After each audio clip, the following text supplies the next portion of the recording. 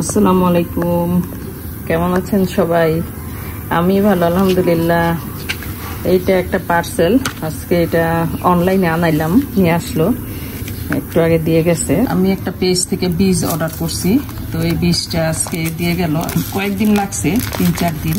তো আমার খুব এই বীজটার প্রতি খুব দুর্বলতা, কিন্তু আমি সিজনে এটা লাগাইতে পারি নাই। সিজন ছাড়া এটা আমার সিজনে পাইনি আর কি। তো সিজন ছাড়া লাগাইতে হবে, সিজন ছাড়া হইলো এটা সিজন ছাড়াই নাকি হবে। তো এটার সাথে কি কি আছে আমি জানি না। আমি এক প্যাকেটই চাইছিলাম, তো ওরা আমাকে বলতেছে যে না 2 প্যাকেট নেন, 2 প্যাকেট নিলে এটার সাথে একটা গিফট পাবো আমি। তো কি গিফট দিছে আমি দেখি ভিতরে কোনো গিফট আছে কিনা, নাকি নাই, কিছুই গিফট নাই। বীজগুলো 1 থেকে 2 ঘন্টা রোদে দিতে হবে। বীজগুলো 3-4 ঘন্টা ছায়াযুক্ত স্থানে রাখতে হবে। বীজগুলো 4 থেকে 6 ঘন্টা পানি ভিজিয়ে রাখতে হবে। ভেজা টিস্যুতে মুড়িয়ে টিফিন বক্সে বায়ুরোধী পাত্রে মুখ বন্ধ করে রাখতে হবে। বীজগুলো অল্প পরিমাণে অঙ্কুরিত হলে রোপণ করে দিতে হবে। এইটাই মনে হয়, জানি না, ও কিছুই দেয় নাই গিফট। 2 প্যাকেট নিলে গিফট আছে এটা বলছিল, তো 2 প্যাকেটের সাথে কোনো গিফটই পাই নাই। এখন দেখি এগুলি কেমন হয়। তরমুজের বীজ,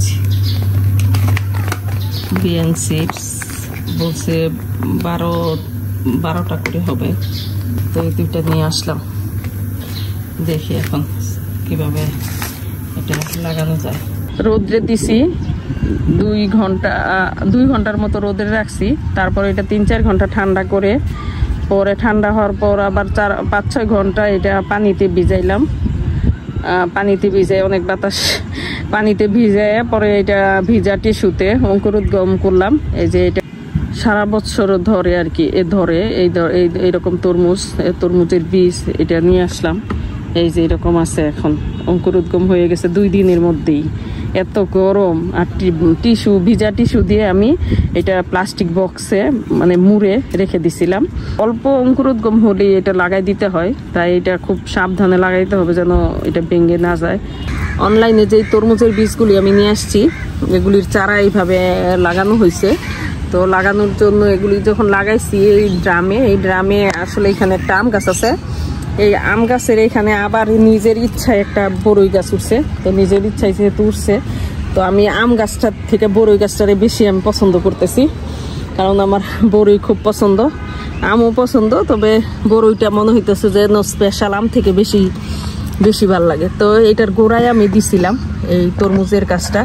এই তরমুজের গাছটা এইদিকে কোন জায়গায় যে তরমুজের একটা বাচ্চা দেখছি ছোট্ট। তো তারপরে আমি এখানে এই দিক দিয়ে মাচা করে দিছি যেন তরমুজ গাছটা এই যে বাইতে পারে। এই যে এইদিকে একটা মাচা করে দিছি। আর এখানে মিষ্টি কুমড়ার অনেক বড় বড় পাতা অনেক হয়েছিল। এইটাও একটা হাফ ড্রামে আম গাছের গোড়ায় এটা দিছি। এখানে এই যে একটা পেঁপে গাছ এমনি নিজের ইচ্ছে উঠছে, কিন্তু এটা এর আগে ছেলে পেঁপে গাছ। তো তারপরে মাশাআল্লাহ হেলদি আছে, কাটি নেই।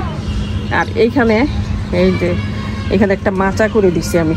মাচা করে দেওয়াতে এই যে মিষ্টি কুমড়ার ডগাগুলি এইভাবে সামনে যাচ্ছে। ইনশাআল্লাহ দেখি, আজকে যেহেতু বৃষ্টি হয়েছে, যে বৃষ্টির ছাদ ভিজা, দেখা যাক কি হয়। তো এগুলি সব একসাথে মিলে গেছে।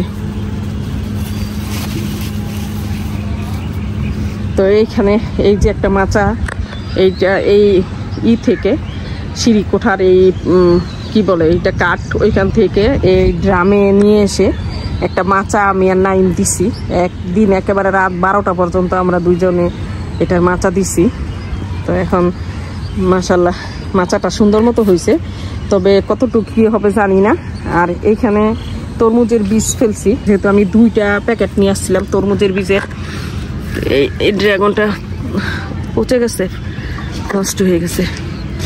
তো এইটাতেও আমি তরমুজের বীজ ফেলছি, চারা উঠে যাবে খুব শীঘ্রই, কারণ আমি অন্যভাবে প্রসেসিং করে যেহেতু ফেলি। এইটাতেও এই যে এইটাতেও 2-1 দিনের মধ্যে ইনশাল্লাহ চারা বের হবে। তো এই 2 বস্তায় আমি চারা দিচ্ছি, এটা তরমুজের চারা। আর ডগাগুলিও যেন মেলতে পারে, এই জন্য আমি এখানে মাচা করে দিছি।